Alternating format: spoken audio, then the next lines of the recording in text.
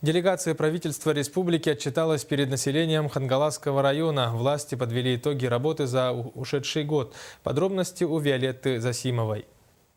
Завершающее отчетное мероприятие состоялось в городе Покровске. Присутствовали все члены правительственной группы, народные депутаты Госсобрания Илтумен от Хангаласского улуса и представители администрации района и города. Мы работали 4 группами, разделились, район большой, поэтому за 3 дня мы объехали до каждого населенного пункта, доехали, разговаривали с людьми. Я побывал в южных населенных пунктах.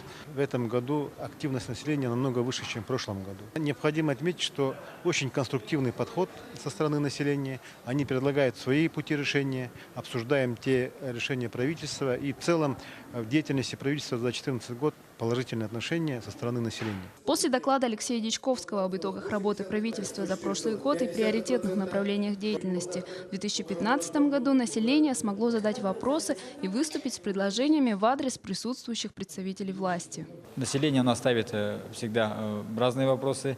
Есть вопросы острые, которые касаются газификации, которые касаются подключения частных домов к центральному отоплению.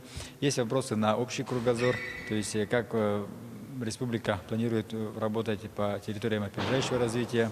Отчет правительства длился около 3 часов. Все озвученные хангаласами вопросы и предложения были занесены в протокол для последующей работы с ними органов исполнительной власти. Далее правительственная делегация во главе с Алексеем Дичковским отправится с отчетом в Усть-Алданский и Чурапчинские улусы. Виолетта Засимова, Александр Ярков, НВК Саха, Хангаласский улус.